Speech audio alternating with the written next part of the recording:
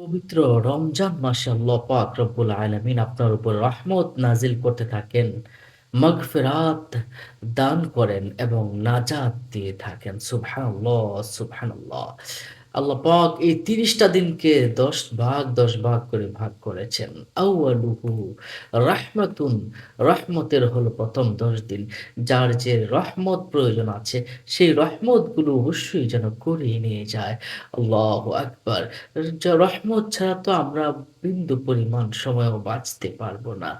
ওয়া আওসাতুহা মাগফিরাতুন, রাসূলুল্লাহ সাল্লাল্লাহু আলাইহি ওয়াসাল্লাম বলেছেন, আর মধ্যম ১০ দিনের সময় হচ্ছে মাগফিরাত। সুবহানাল্লাহ, সুবহানাল্লাহ। এই সময়ে বেশি, বেশি করে ক্ষমা চাওয়া উচিত। ক্ষমা চাওয়া উচিত আল্লাহর কাছে ক্ষমা চাওয়া উচিত। আর ওয়া আখিরুহু ইতকুম মিনান নার। আল্লাহু আকবার। আর শেষ ১০ দিন হচ্ছে জাহান্নাম থেকে মুক্তির ১০ দিন। ওই ১০ দিন আমাদের বেশি, বেশি করে আল্লাহর কাছে জাহান্নাম থেকে মুক্তির জন্য আল্লাহর কাছে দোয়া করতে হবে, দোয়া চাইতে হবে। সম্মানিত দর্শক ও শ্রোতা, আজ শুক্রবার, পবিত্র জুমাবারে, রমজানুল মুবারক মাসে আল্লাহ পাক রব্বুল আলামিন কি পরিমাণ রহমত, মাগফিরাত, নাজাত দান করেন আপনি কল্পনাও করতে পারবেন না। কারণ এই শুক্রবার, জুমাবার হচ্ছে দিনসমূহের সর্দার। সারা বছরের যে শুক্রবারগুলো আছে, সমস্ত দিনগুলোর সর্দার থাকে এই শুক্রবার। ৭ দিনের সর্দার হচ্ছে এই শুক্রবার। সুবহানাল্লাহ, সুবহানাল্লাহ। এই দিন হচ্ছে মুমিনদের জন্য ঈদের দিন। এই দিনে একটি সময় রয়েছে, আমার পেয়ারা নবীজি সাল্লাল্লাহু আলাইহি ওয়াসাল্লাম বলেছেন, এই দিনের একটি সময় রয়েছে যে সময়টাতে আল্লাহ পাক রব্বুল আলামিন নিশ্চিত দোয়া কবুল করে থাকেন। আল্লাহু আকবার! এমনই একটি সময় রয়েছে। আমরা ওই জুমাবারে, আর আমরা এমনিতে জুমাবার দোয়া কবুল হয়। আর এই জুমাবার পবিত্র রমজানুল মুবারক, রমজান মাসে আল্লাহ পাক রব্বুল আলামিন এমনিতেই দোয়া কবুল করে থাকেন। বিশেষ করে সারাটা দিন আল্লাহ পাক দোয়া কবুল করে থাকেন। বিশেষ করে মাগরিবের আগে, আসরের নামাজের পর থেকে নিয়ে আমার রাসূল করিম সাল্লাল্লাহু আলাইহি সাল্লাম বলেছেন, রমজান মাসে এই সময়টায় দোয়া কবুল করে থাকেন। আর শুক্রবারে যদি দোয়া কবুল করে থাকেন, আর রমজান মাসে আপনি যখন ইফতারের সামনে নিয়ে যখন দোয়া করবেন, আল্লাহ পাক কি আপনার এই দোয়াটাকে ফেরত দিয়ে দিবেন? না, না, না, ফেরত দিবেন না। হযরতে আবু হুরায়রা রাদিয়াল্লাহু তাআলা আনহু তিনি বলেছেন, রাসূল করিম সাল্লাল্লাহু আলাইহি ওয়াসাল্লাম ইরশাদ করেছেন, জুমার দিনে এমন একটি সময় রয়েছে, সেই সময়ে যদি কেউ নামাজ আদায়রত অবস্থায় থাকে এবং আল্লাহর কাছে কিছু চায়, আল্লাহ অবশ্যই তার সে চাহিদা, তার সে দোয়া আল্লাহ পাক রব্বুল আলামিন কবুল করে থাকেন। এরপর রাসূল করিম সাল্লাল্লাহু আলাইহি সাল্লাম হাত দ্বারা ইশারা করে দিয়েছেন। বলেছেন এই সময়টা খুব সংক্ষিপ্ত। বুখারী শরীফের ৬,৪০০ নম্বর হাদিস শরীফে রয়েছে। অন্য বর্ণনায় থেকে পাওয়া যায় সেই সময়টাকে আসরের পরের সময়টার কথা উল্লেখ করেছেন। হযরত জাবের ইবনে আব্দুল্লাহ রাদিয়াল্লাহু তাআলা আনহু বর্ণনা করেছেন, রাসূলুল্লাহ সাল্লাল্লাহু আলাইহি ওয়াসাল্লাম ইরশাদ করেছেন, জুমার দিনে ১২ ঘন্টার ভিতরে এমন একটি মুহূর্ত রয়েছে, যদি কোনো মুসলিম এই সময়ে আল্লাহর কাছে কিছু দোয়া করে, প্রার্থনা করে, কোনো কিছু চায়, মহান আল্লাহ সুবহানাহু ওয়া তাআলা তাকে এটা দান করেন। আর এই মুহূর্তটা হচ্ছে আসরের শেষ সময়। সুবহানাল্লাহ, সুবহানাল্লাহ। আবু দাউদ শরীফের ১০৪৮ নম্বর হাদিস শরীফে এই বিষয়টা এসেছে। সুবহানাল্লাহ, সুবহানাল্লাহ। তাহলে ওই সময়টাতে যদি আপনি দোয়া করেন, দোয়া কবুল হয়। এবারে আসুন রাসূল সাল্লাল্লাহু আলাইহি সাল্লাম পবিত্র রমজান মাসে ইফতারির আগ মুহূর্তে কিভাবে দোয়া করেন, দোয়া কবুল করেন। আল্লাহ, আল্লাহ! রমজান মাসে সবচেয়ে, সবচেয়ে প্রিয় মুহূর্ত আল্লাহ পাকের কাছে ইফতারির পূর্ব মুহূর্ত। বান্দাগণ যখন ইফতারিকে সামনে নিয়ে বসে থাকবে, তারা ইফতারি খাবে না। আর চোখের পানিগুলো ছেড়ে দিয়ে ঝরঝর করে, ঝরঝর করে কান্না করবে। আর দোয়া করবে, "আল্লাহ গো, আল্লাহ গো, তুমি আমার জীবনের গুনাহগুলো মাফ করে দাও।"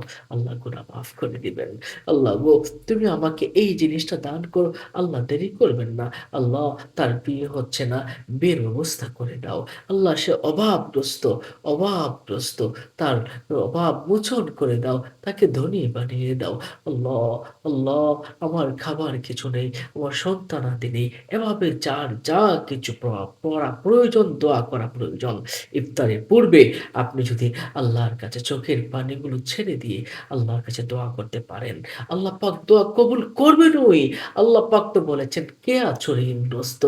আমার কাছে বলো, আমি তোমার ঋণগুলোকে দূর করে দেব। কে আছো গুনাহগার? আমার কাছে বলো, আজ তোমাদের গুনাহগুলোকে আমি মিটিয়ে দিব।" এভাবে ইফতারের পূর্ব মুহূর্তে আল্লাহ পাক ডাকতে থাকেন। যে বান্দারা আল্লাহ পাকের কাছে দোয়া করবে, সেই বান্দাদের দোয়া আল্লাহ পাক রব্বুল আলামিন ফেরত দেন না। সুবহানাল্লাহি ওয়া বিহামদিহি। রাসূলুল্লাহ সাল্লাল্লাহু আলাইহি ওয়াসাল্লাম বলেছেন, ইফতারের পূর্ব মুহূর্তের দোয়া আল্লাহ পাক অবশ্যই, অবশ্যই কবুল করে থাকেন। ওই মুহূর্তে আপনি অবশ্যই দোয়া করবেন। মনে রাখবেন, বেশি, বেশি করে আস্তাগফিরুল্লাহ পাঠ করার পরে আপনি কোরআন থেকে একটু একটু তেলাওয়াত করবেন। আস্তাগফিরুল্লাহ কমপক্ষে ১০০ বার পাঠ করবেন। এরপরে আপনারা বেশি, বেশি করে একটা সাইয়্যিদুল ইস্তিগফার আছে। সেই সাইয়্যিদুল ইস্তিগফার আপনি পাঠ করতে পারেন। এই সাইয়্যিদুল ইস্তিগফারটা হচ্ছে বিসমিল্লাহির রহমানির রহিম। আল্লাহুম্মা আনতা রাব্বি লা ইলাহা ইল্লা আনতা খলাকতানি ওয়া আনা আবদিকা ওয়া আনা আলা আহদিকা ওয়া ওয়া'দিকা মাস্তাতা'তু আবুউ লাকা بنعمتك علي وأبوء لك بذنبي فاغفر لي فإنه لا يغفر الذنوب إلا أنت أعوذ بك من شر ما صنعت। এটা হচ্ছে সাইয়্যিদুল ইস্তিগফার। এটাও পড়তে পারেন। এরপরে আপনারা দোয়া করার আগে আপনাকে যেটা পড়বেন সেটা হচ্ছে ইসমে আজম পড়ে নিবেন। ইসমে আজমটা যারা জানেন তারা অবশ্যই ইসমে আজম পড়ে নিবেন। ইসমে আজমটা আপনি কি করে পড়বেন? আসুন জেনে নেই। বিসমিল্লাহির রহমানির রহিম। আল্লাহুম্মা ইন্নী আসআলুকা বিআন্নী আশহাদু আন্নাকা আনতাল্লাহু লা ইলাহা ইল্লা আনতাল আহাদুস সামাদু আল্লাযী লাম ইয়ালিদ ওয়া লাম ইউলাদ ওয়া লাম ইয়াকুল লাহু কুফুয়ান আহাদ। এভাবে আপনারা ইসমে আজমটাও পড়ে নিবেন। এরপরে এছাড়াও কিন্তু আরো ইসমে আজম রয়েছে। এগুলোও আপনারা একটু দেখে নিবেন। এখন আসুন আমরা জেনে নেই যে দোয়াটা করবেন। আপনি যদি রাসূল করিম সাল্লাল্লাহু আলাইহি সাল্লাম এই বিষয়টা বলেছেন, আপনি এইগুলো পড়লেন, ইসমে আজম পড়লেন, সাইয়্যিদুল ইস্তিগফার পড়লেন, আস্তাগফিরুল্লাহ পড়লেন। তারপর আপনি কি করবেন?